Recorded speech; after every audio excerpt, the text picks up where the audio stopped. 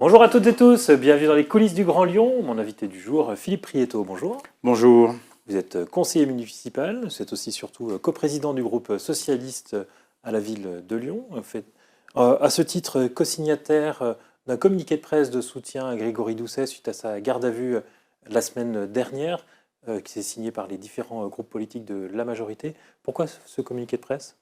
Parce que je crois qu'il fallait rassurer les Lyonnaises et les Lyonnais sur la nature à la fois des faits reprochés et sur le fait que c'était une enquête qui était en cours et qu'on était dans une situation très différente alors qu'elle se passait en même temps finalement de la situation du Rassemblement national et de Marine Le Pen. Donc il fallait bien clarifier les choses. Pourquoi la situation est différente ? Elle est différente parce que déjà, ce n'est pas un jugement, c'est une enquête qui est en cours suite à un rapport de la Chambre régionale des comptes. Et je dirais que la sérénité et que nous sommes, nous socialistes, très attachés à ces organismes qui viennent contrôler les collectivités parce que la décentralisation, c'est nous, et que ça va de pair avec ces organismes. Donc il faut réaffirmer ces principes, donc ce que nous faisons à travers ce communiqué, et puis dire aussi aux Lyonnaises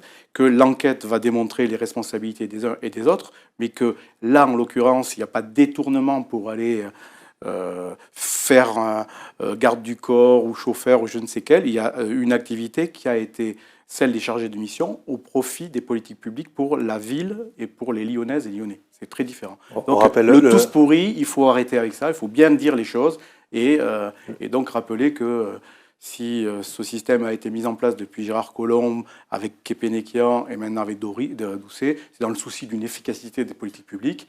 Mais s'il y a des entorses à la règle, elles seront d'abord rectifiées. C'est ce qu'a fait Grégory Doucet en ramenant la structure hiérarchique, l'organisation de ces chargés de mission. Le fait d'avoir changé le système, parce qu'on rappelle le principe, c'est que la ville de Lyon a le droit, le maire de Lyon a le droit à 12 collaborateurs politiques, donc ils peuvent travailler directement pour lui, et puis après il y a les services.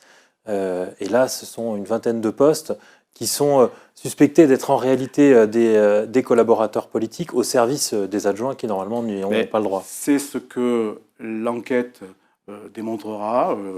Si la nature de cette activité est une nature de cabinet ou c'est une chargée de mission, une interface technique entre l'administration et les adjoints en charge des délégations. C'est des collaborateurs qui ont des profils assez politiques. Sans doute parce que je crois que pour faire de l'efficacité dans des politiques publiques, il faut avoir de l'appétence pour le service public. Et donc, qu'il y ait des profils qui marquent cette appétence, ce n'est pas scandaleux. Ce qui est scandaleux, c'est de faire des amalgames. C'est d'aller condamner quand on est encore dans l'enquête et de considérer, de venir alimenter le tous pourri. Ça, c'est scandaleux. Et ce système-là qui est mis en place par Marine Le Pen, le Rassemblement national et d'autres, Pierre Oliver, par exemple, pour dénoncer, dans le cadre d'une enquête, des faits qui seront ou pas démontrés, je trouve que c'est pas sain. Il faut que la justice se passe. Et là, on l'attend avec sérénité. Et en quoi c'est fondamentalement différent des affaires d'emploi fictifs qui sont reprochées au Rassemblement national ou dans l'agglomération au maire de Caluire, Philippe Cochet ? Déjà parce que ce ne sont pas des emplois fictifs, donc ce sont des emplois réels. Donc ça, l'activité est démontrée. L'enquête, en tout cas, verra cet aspect-là. Dans le cas du Rassemblement national, il y avait aussi des emplois réels, mais qui oui, de chauffeurs, de garde du corps. En fait, des emplois qui n'avaient rien à voir avec le poste de parlementaire européen. Donc, c'était fait pour alimenter, faire vivre un parti politique. Là, on n'est pas dans ce cas-là. On est là pour faire montre d'efficacité pour la mise en œuvre des politiques publiques. C'est de la ville. Vous voyez, c'est quand même une destination qui est foncièrement différente. Alors, il y a une enquête qui est en cours, vous l'avez dit. Pour l'instant, le maire est sorti de la garde à vue sans être mis en examen. S'il était mis en examen, ça l'empêcherait, il devrait se mettre en retrait au moins de la prochaine campagne ? Moi, j'attends de voir quelles seront les conclusions de cette enquête avant de me prononcer sur la façon de mieux de prendre part ou pas pour Grégory Doucet à la campagne, ça sera à lui à se déterminer en fonction aussi de ses conclusions. Mais moi, j'ai toute confiance sur le fait que cette organisation avait vraiment comme objectif la politique municipale au service et au bénéfice des Lyonnaises et des Lyonnais. Donc pas de règle de principe pour vous sur une question de mise en examen, par exemple? Non. Pas de règle de principe, mais on analysera la situation.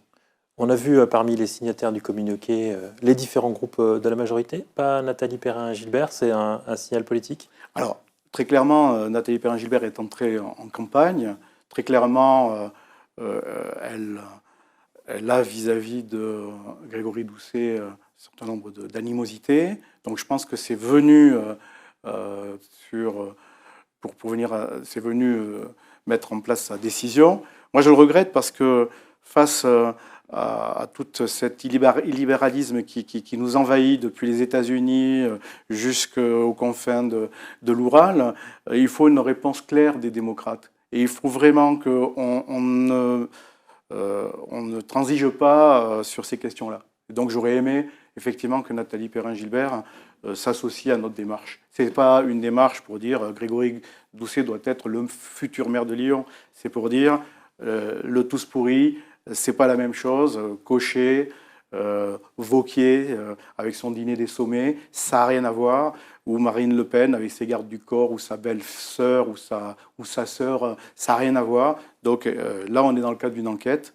Et au contraire, il faut être exigeant vis-à-vis de la démocratie et vis-à-vis de l'état de droit. Parlons justement des élections municipales qui se préparent. Quelle va être la ligne du PS? Vous souhaitez une liste autonome au premier tour des municipales à Lyon l'année prochaine? Alors, moi, ce que je crois, c'est que déjà, nous sommes dans un processus de congrès qui va permettre une clarification de la ligne politique du PS. Et parmi cette clarification... Alors vous faites partie des opposants à LFI au sein du PS. Je fais partie d'une ligne d'affirmation de vous étiez d'ailleurs présenté en dissident contre le candidat de la NUPES à l'époque, Hubert-Julien Laferrière, législative en 2022. Qui lui-même a été frappé par le parquet national financier pour motif de corruption. Donc si c'est à refaire, je le dis très calmement, je le referai. Et je le referai d'autant plus que, contrairement à d'autres situations... Vous ne l'avez pas refait au dernier Non, parce que là, les militants ont été... ce qui n'avait pas été le cas de cet accord NUPES, les militants PS ont été finalement amenés à se prononcer. Et moi, je suis légitimiste des militants. Et donc, le Congrès va trancher la ligne. Moi, je pense qu'il faut une ligne d'affirmation et de rassemblement d'un arc depuis Hamon, Morel, jusqu'à Glucksmann, Cazeneuve, et que de ce rassemblement, de cet Épinay-2, peut naître une force qui permettra la présence aux élections présidentielles d'un candidat de cet arc-là. Et je crois que l'élection municipale est une étape qui doit être en cohérence avec ses choix politiques, de lignes politiques.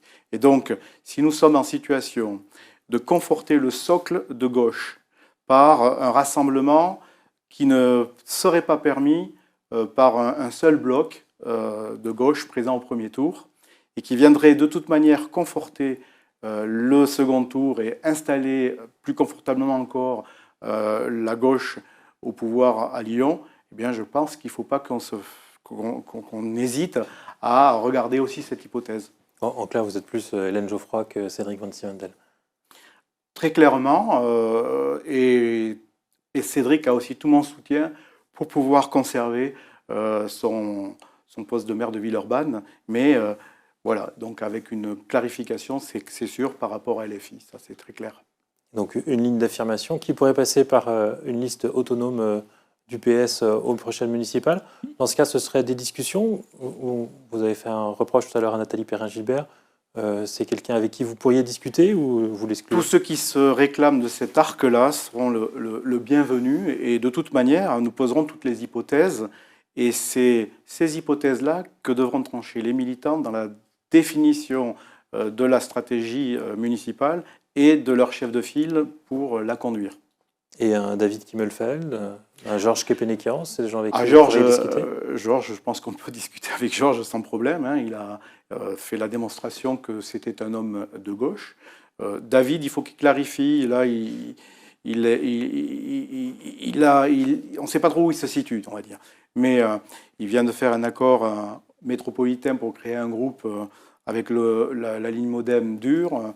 Je ne suis pas certain que ça rentre dans l'arc. Il faudra qu'il clarifie lui aussi sa position.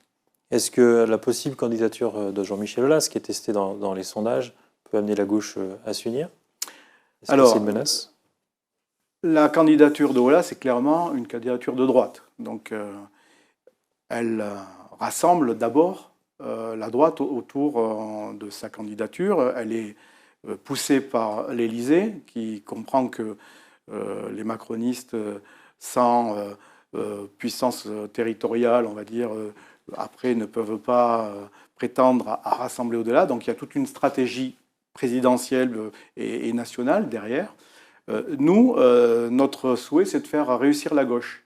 Et donc la gauche, dans les sondages, est encore majoritaire, enfin, en tout cas, est le premier bloc majoritaire à Lyon. Je pense que ça ne changera pas, mais il faut effectivement assurer qu'au deuxième tour, nous soyons en situation de pouvoir l'emporter face à une droite rassemblée.